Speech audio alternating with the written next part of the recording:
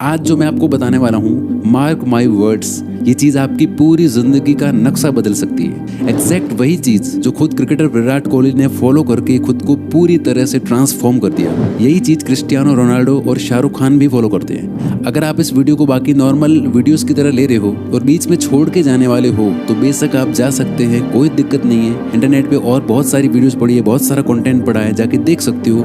बाकी सीरियस लोग आ जाओ, शुरू करते हैं। आपका एक रेगुलर दिन कैसा जाता है?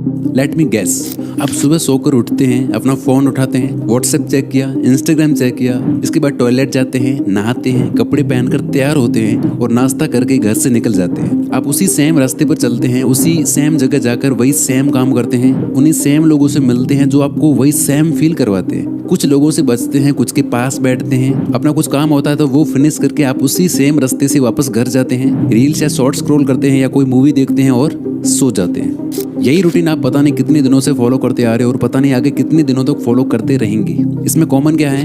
लोग, आपके विचार, लोगों के विचार, आपके डेली के काम, आने जाने का रास्ता, आपकी हैबिट्स, लोगों की हैबिट्स, कंटेंट जो आप देखते हो और भी बहुत कुछ। आपका ये रूटीन एक कंप्यूटर प्रोग्राम की तरह काम करता है जहां आप अपनी मर्जी से कुछ भी नहीं कर रहे होते हो, सब कुछ अपने आप ही हो रहा होता है। विराट कोहली के साथ भी यही हो रहा था। वो कहते हैं कि मुझे याद है मैं ईटिंग और फिटनेस को लेकर बिल्कुल भी डिसिप्लिन्ड नहीं था। मुझे आज भी विश्वास नहीं होता कि वो मैं था। आईपीएल 2012 की बात है, हर बार की तरह वो सीजन भी मेरा खराब गया। मेरी ईटिंग हैबिट्स बहुत ज़्यादा खराब थी। मैं उस वक्त नेशनल टीम में भी खेल रहा था, लेकिन मुझे कोई बड़ी सक्सेस नहीं मिली थी। न्यूरो साइंटिस्ट डॉक्टर जोई डिस्पेंजा के अनुसार 35 की उम्र तक आते आते हम जो कुछ भी होते हैं उसका 95% हमारा सबकॉन्शियस माइंड होता है। ये सबकॉन्शियस प्रोग्राम हमारे beliefs, behaviour, attitude, emotional reactions और अनकॉन्शियस हैबिट्स का एक मिक्सचर होता है जो हमें एक सर्टेन एक्शन लेने को मजबूर करता है। बाकी का बचा हुआ 5% हमारा कॉन्शियस माइंड होता है जो कहता है मैं खुद को बदलना चाहता हूँ, मैं हेल्दी होना चाहता हूँ, फिट होना चाहता हूँ, मैं इस नई स्किल को सीखना चाहता हूँ, मैं रोज मेहनत करना चाहता हूँ, मैं खुश होना चाहता हूँ, मैं फ्री होना चाहता हूँ। और हम हर दिन अपने इस 5% कॉन्शियस माइंड के साथ 95% सबकॉन्शियस प्रोग्राम से लड़ने की कोशिश करते रहते हैं और रोज बुरी तरह हार जाते हैं। यही रीजन है कि आप रोज बोलते हो अपने आप से कि कल से, मंडे से या 1 तारीख से मैं सब कुछ बदल दूंगा, लेकिन कुछ भी नहीं बदलता।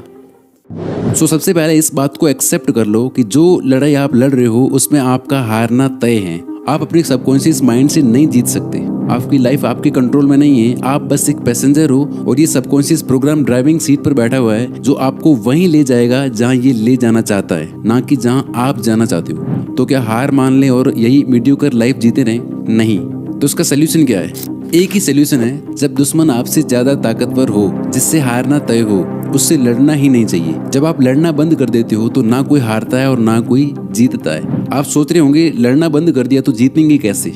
जीत सकते हो दोस्ती करके, यानी इससे लड़ना बंद करके इसकी प्रोग्रामिंग को चेंज करना होगा ताकि ये माइंड जो अभी आपके खिलाफ है, जो आपको और अंधेरे में धकेल रहा है, आपको एक फेलियर बना रहा है, आप उसी का यूज करके अपने आप को सक्सेसफुल बना पाओ। विराट कोहली आगे कहते हैं कि मुझे याद है जब उस सीजन के बाद मैं घर आया और एक सुबह 100 ओवर लेने के बाद जब मिरर के सामने आया तो मुझे खुद को देख के घिन आई, खुद से नफरत हुई।